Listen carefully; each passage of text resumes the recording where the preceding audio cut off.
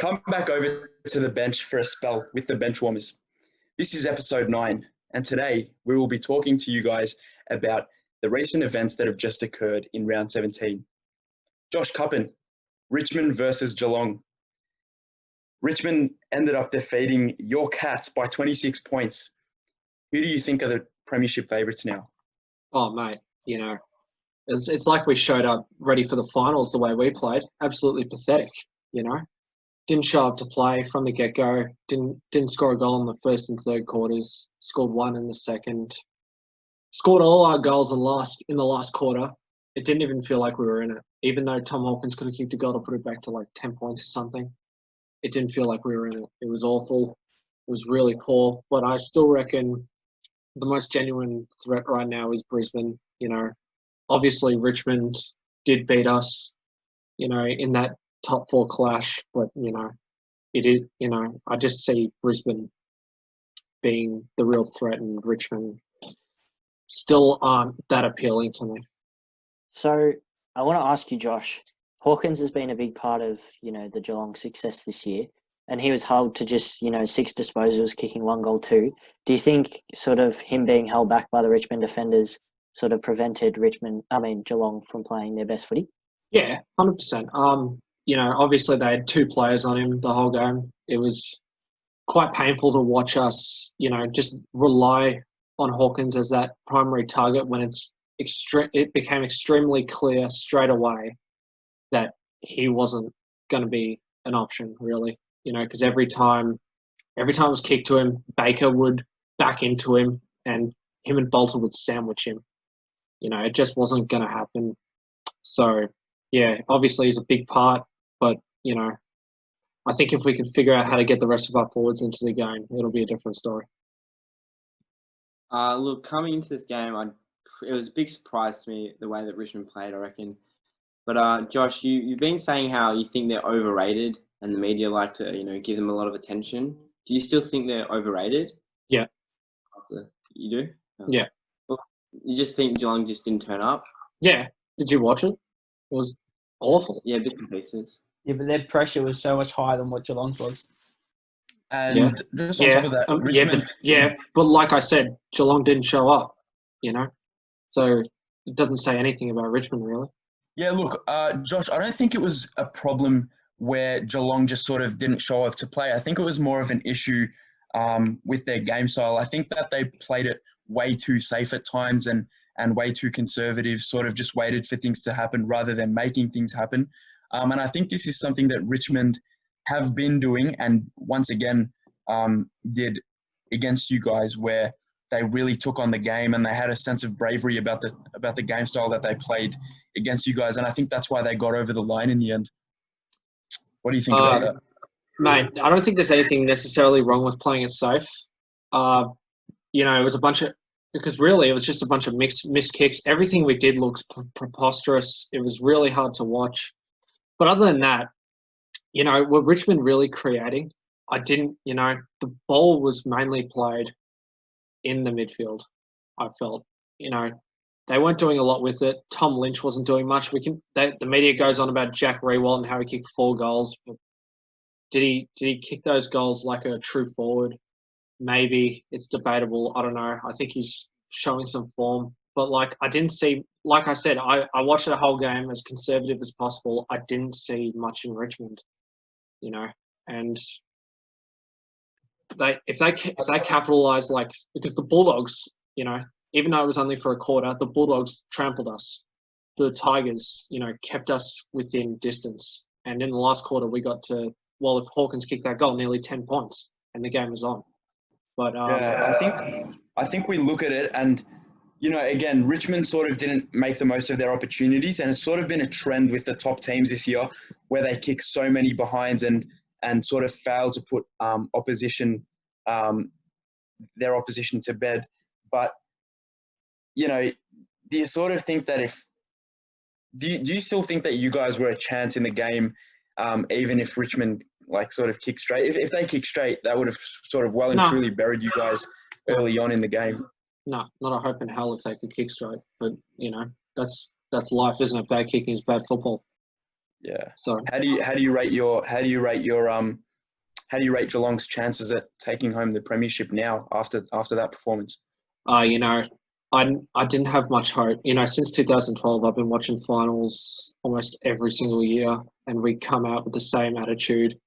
You know, and I think last year's prelim final, like I've said before, was the best final I've seen in a long time. But I don't expect to see that again, especially considering we lost that game. But like I said, it's like we can only hope. We can only hope. We've got the team. We've got the players. You know, Gary Rowan comes back. He gives us all the forward pressure and the skill and the goal kicking. You know, him and Hawkins link up fantastic. Let's not forget about Gaz. Yeah, and Gaz coming back. Which against Essendon, I was like, oh, will Joel Selwood and Gary Ablett coming back destroy the dynamics of the team? But after seeing that Richmond performance, I realised that Lockie Fogarty lost his spot, and you know there's a lot of other players who are up in the chopping board after that game. Yeah, definitely. And I think, James, you had maybe something quick to touch on. I think it was just evident that against Richmond, without Hawkins, you know, being such the dominant forward he is, without him, you know, at his best, I think Geelong don't really have a forward structure. I think that he brings a lot to the forward, and I know that the forward line they are pretty young, with that Close, the guy with the dreadlock hair. Right. I think that, you know, they're still, him, still fairly young. And without, you know, Hawkins, you know, being at his best, I feel that Geelong's forward line, you know, won't really get the job done. And it was evident against Richmond. You know, Gary Rowan comes back and we're a bit of a problem in the forward line in the best way possible, because I reckon Gary Rowan can play high, he can play low, but he's always going to provide that forward pressure. So I reckon he's fantastic. Brad Close, Luke Dalhas, very unusual games where they've kind of gone behind the curtain and done absolutely nothing.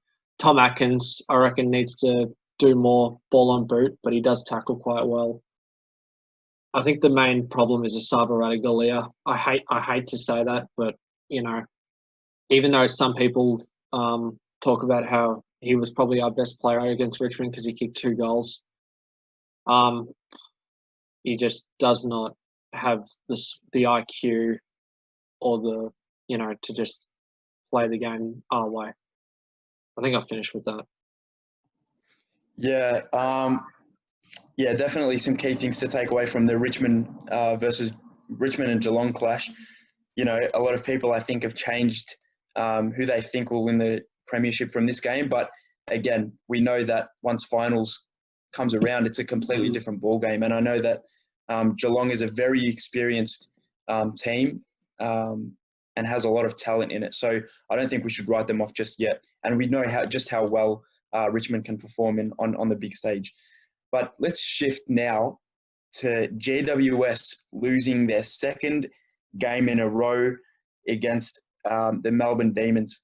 I think they lost this one by 5 points in the end after giving away a lead late in the fourth quarter, and almost, not yet, but almost writing off their finals chances. Sonny, what do you have to say about that? I've been watching GWS very closely the past couple of weeks. Obviously, I'm a Bulldog supporter, and there's a fight for a place in the 8, and we're, you know, equal games played, equal points, all of that. But yeah, I don't know. There's been something up, and especially this week, they dropped their captain and like arguably their best player, Stephen Coniglio.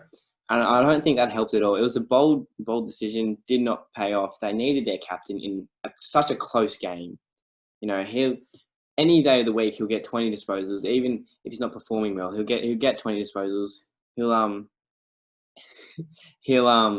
you know, he'll play a decent game. Just because he's your captain doesn't mean you need to, you know, pull him out of the side. I reckon, and it's experience as well. He has experience.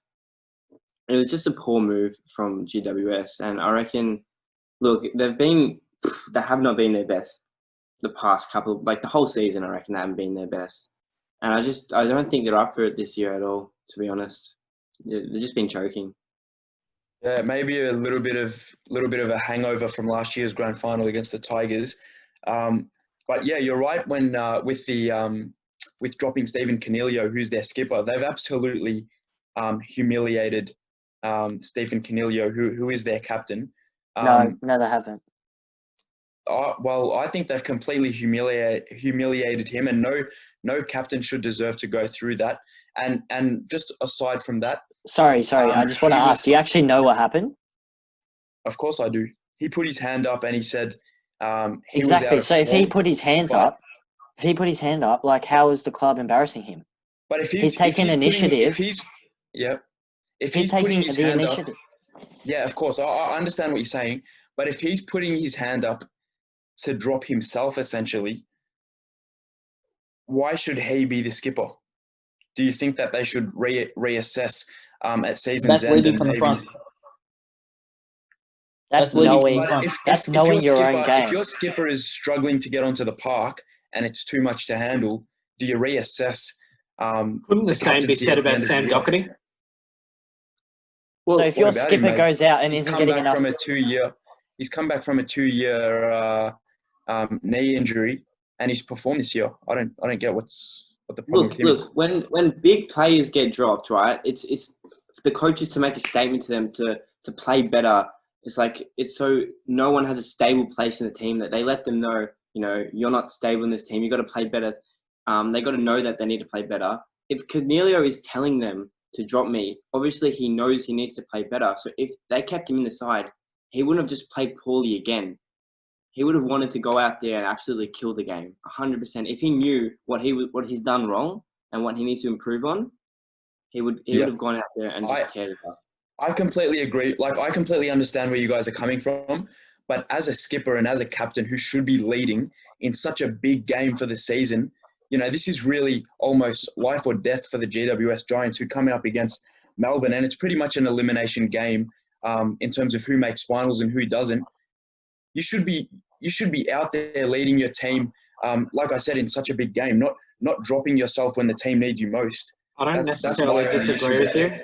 I don't necessarily disagree. All I'm going to say is it was wrong place, wrong time. Because I think it was a good decision, just like from a outside point of view, but in the context of the game, not supposed to happen. But I just think your use of words saying that the club humiliated him probably wasn't the right choice. Not saying that. Look, at the start of the week when we saw that he was dropped, it was you sort of got that feel just because you thought that the club did it out of their own accord.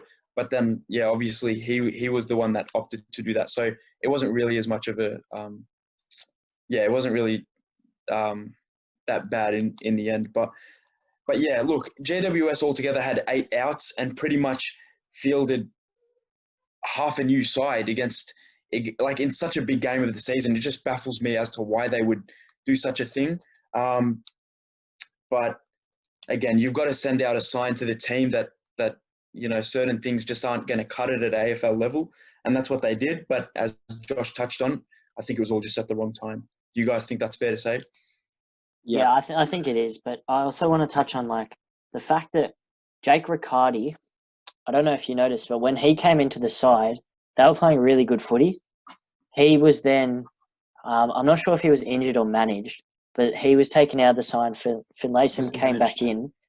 And they haven't, I don't know if it's just his youth that he brings, but I don't think they've played the same quality of football. And I'm thinking maybe, you get him back in. Yeah, Riccardi. Yeah, you get him back in. He's been electric for them. It's it's a new light in their forward line. They don't have to rely on one player. Yeah, except last week against, I believe it was Adelaide. Didn't see much from him.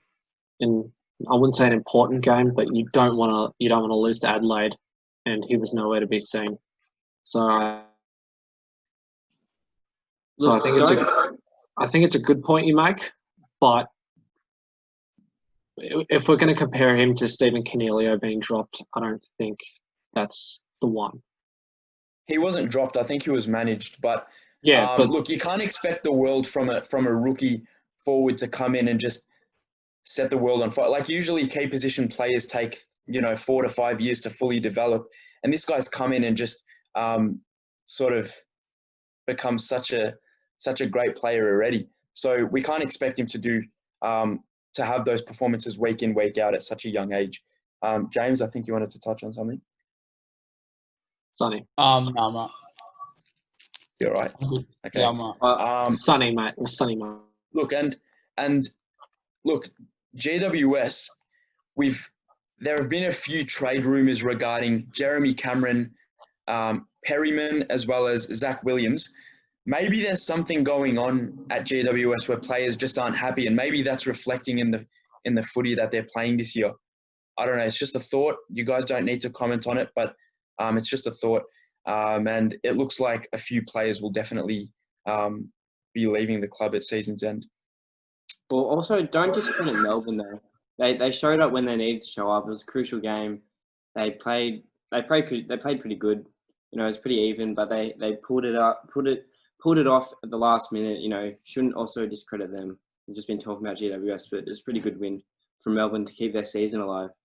And also, if anyone's watching Connor and his reactions, he's watching the cricket. The big man for Collingwood had a great performance against the Gold Coast Suns.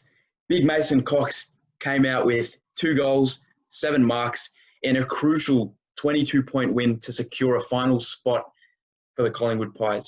James, I know you're a Collingwood supporter, and I know you like Mason Cox.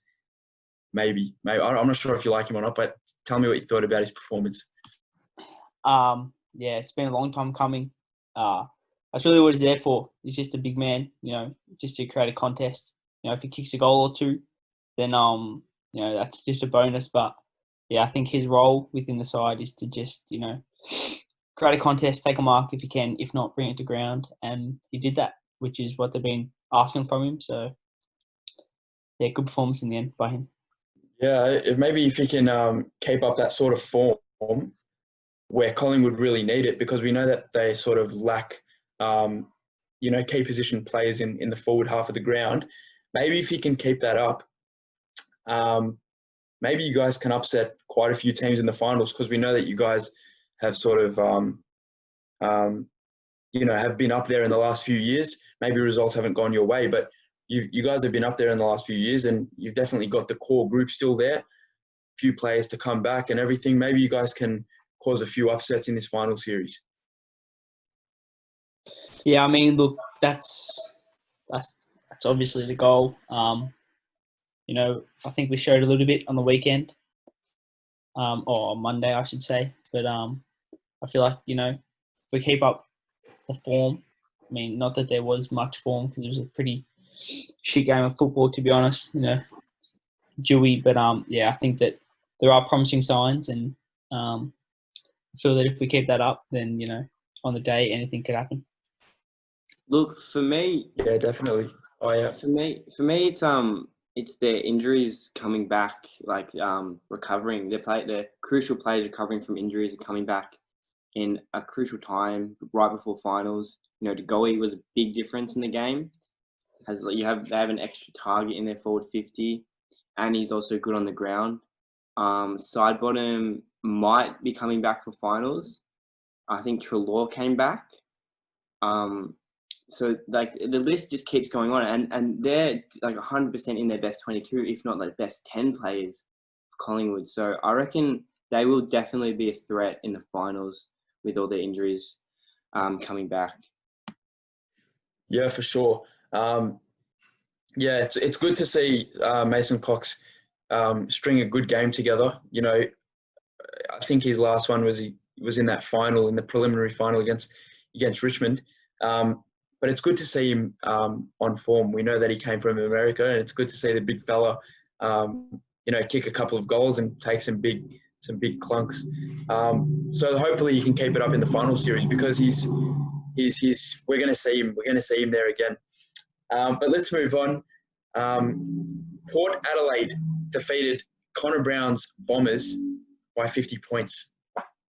I want to ask, is Port Adelaide a genuine contender in your eyes after watching them play? Or do you think that Essendon is just having an absolute nightmare of form? I'm going to be honest. It was the result I wasn't hoping for, but it was the result that I expected. I mean, Essendon are just in shambles. Nothing's going to sum it up better than that. I think you saw it against Geelong as well. But enough about Essendon. I think Port Adelaide showed some great signs. That they really moved the ball smoothly and quickly, work in numbers, and their pressure around the football when they started to win it following the first quarter was really impressive. However, I think it goes back to Charlie Dixon. He is their main man, just like Geelong just like Hawkins for Geelong, sorry.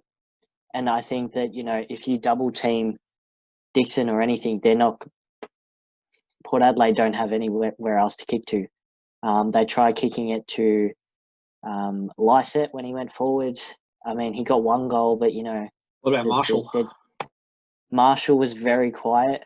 I think that they got to make that decision between Marshall or Georgiades as that sort of forward.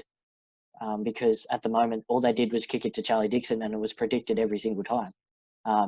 Essendon couldn't stop it because we were horrendous, but I think that the better teams can do it.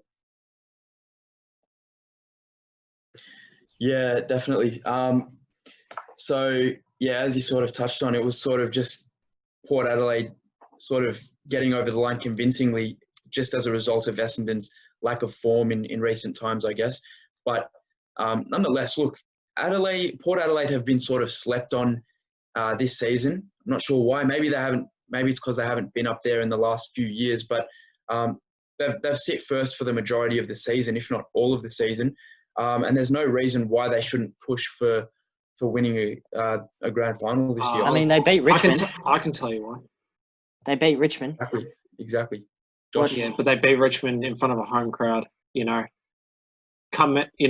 The grand finals at the Gabba, right? Yeah. Obviously, they didn't play Geelong at the Gabba. They played them at Metricon, but a 10-goal margin against Geelong is not. But they get home final.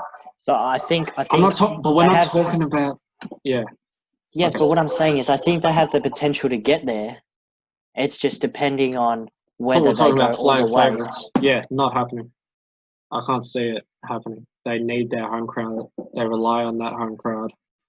I don't. And they beat Geelong in the finals. When they play their best footy, they're pretty unstoppable. I mean, Richmond couldn't keep up with them. Yeah, but isn't that the case with everyone? That's the case with the Bulldogs, for God's sake. The Bulldogs play fantastic footy at the top of their form, but they're not flag favourites because they're inconsistent, and it's the same story with Port Adelaide and Geelong and Richmond and even Port Brisbane. Adelaide inconsistent. They've been sitting at the top of the ladder for the whole year. They've lost like 4 games for the whole year. Yeah, that's not inconsistent. They've been very consistent. I consider Geelong inconsistent. We've lost a game less than them. You've lost 2 games less than them. Anyway, look. Wait. Hold on. Why are they inconsistent? Like, why? Like, mate, Geelong's. Let's talk about all of Geelong's losses, all of Brisbane's losses. We combine the margins, and they're not as big as Port Adelaide's. Carlton beat Geelong this year. Irrelevant. I just thought I'd let you know. I don't know what you want me to say to that. We beat them. Yeah. Okay, what was the question? That threw me off. You're talking about how Port Adelaide is. He said, why are they inconsistent? Why is Port Adelaide inconsistent? Look, mate. Convincing wins, there's a few of them. 26 points over the Swans. Okay. 10 points over the Hawks. Okay. A 10-goal loss to Geelong. 30-point loss to St Kilda.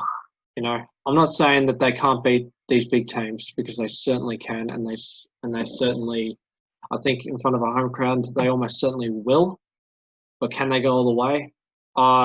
Let's say they play Brisbane, Richmond, or Geelong. No, I'm not gonna, say no more. Carlton were only a goal off beating Port Adelaide, as well. So again, your point there, Marwan, is very interesting because Definitely.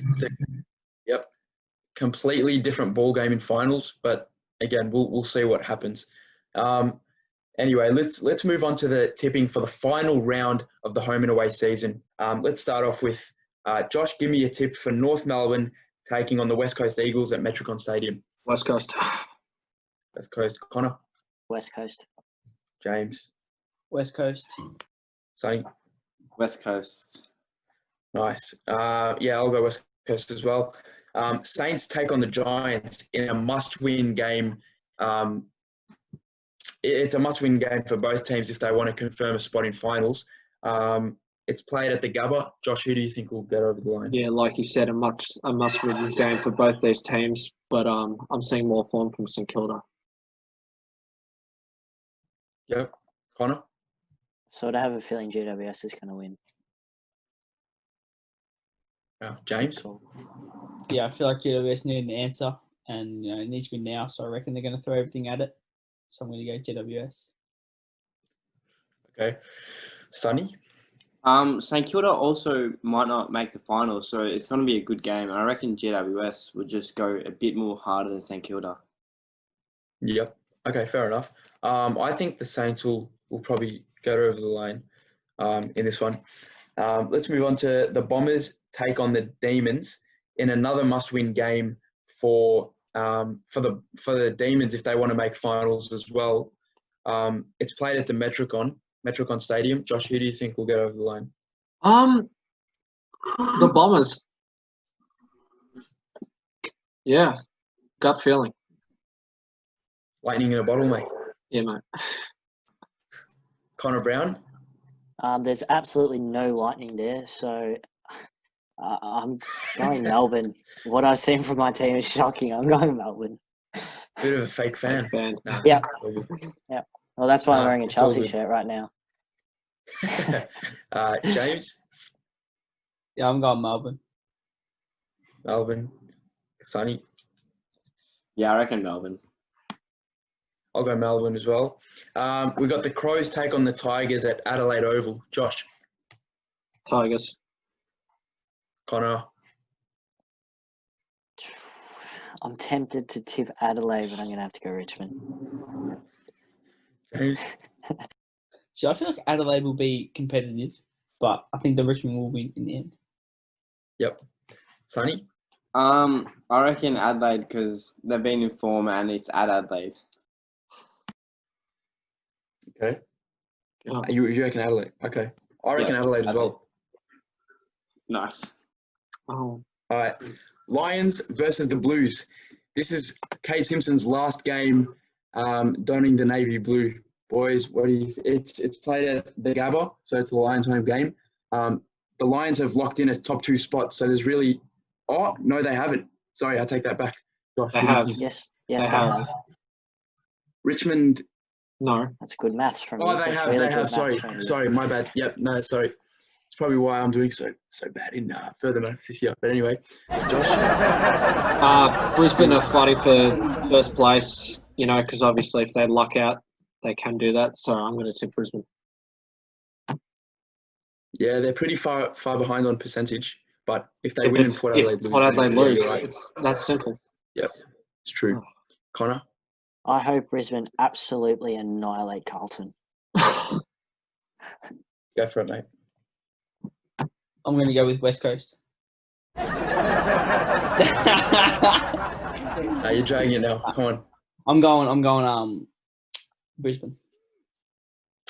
Sonny?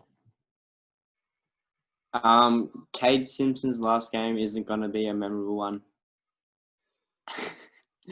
Brisbane. I reckon if Brucey Dool gets back in, Cullen can win. Look, the flying doormat. No, but Doormat. look, in all honesty, it's Cade Simpson's Don't last say game Carlton. for the Blues. Let's be realistic. They're gonna throw absolutely everything at Brisbane. Brisbane have locked in a top 2 spot regardless. Maybe although they get a 2-week break after that, maybe they'll rest some of their good players. Who knows? But I think my boys will get over the line, especially after a horrific loss in the last round against Adelaide.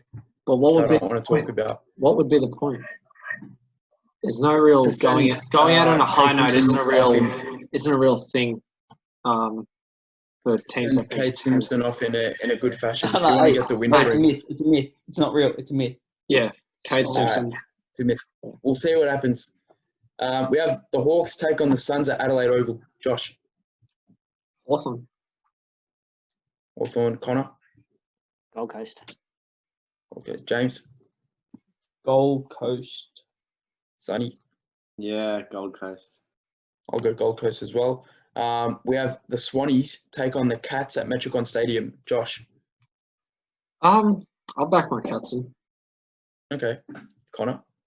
Sydney. Nice. James. Yeah, I'm gonna go the Swannies. Sonny. Yep, I'm going with Sydney. We're just going to ignore the fact that the tipping is actually a tie right now for Swans versus Cats. Well, you know what? I'm gonna No, it's favour not. the 3-1. Swans so that it's 3-2. Can you Oh, count? did Can you you just- count? 3-1. Can you count? Oh, Wait, no. Connor said Cats. No, he That's didn't. what he said. No, he didn't. Sydney. No, he didn't. Do you guys Well, actually think Sydney's going to win? Oh, I'll go for Yes. Swans as well. 4-1. Alright, so I wasn't paying attention to Connor's tip. I don't know why. I just thought it was too. Aren't you the Anyway, host? I am, mate, but Who's I'm the more next concerned round? with asking. Who's Yeah, the okay. next game? We have the Dockers take on the Dogs at Kazali's. Must-win game for the Dogs if they want to make finals as well. Josh. Michael Fredericks to kick 6 and the Dockers to win by 100. Thanks, mate. I didn't need the thesis. I just needed your one-word answer on the round. Bulldogs to win the premiership, so they'll beat Fremantle. Very controversial call for such a small topic once again. James. Doggies. Doggies. Sonny. the Bulldogs. Get around them. I want you to never say that again. And never put your fist up in the air when you're saying that as well. It's not a very good look. But I think the Dogs will get over the line as well. Last game of the home and away season, we have the Pies take on the Power at the Gabba. Both teams have solidified a spot in the finals, but it's just sort of going into finals with form is the main thing. Josh. Oh, this is what I was talking about before, you know. Brisbane, like, just referring back, you were like, oh, you know, Brisbane aren't going to chuck the kitchen sink at them. You know, they're every chance if Port loses to Collingwood, and I reckon Collingwood might just get onto it. Yep. Connor. Collingwood. Collingwood. Okay, James. Collingwood. Sonny. Port Adelaide.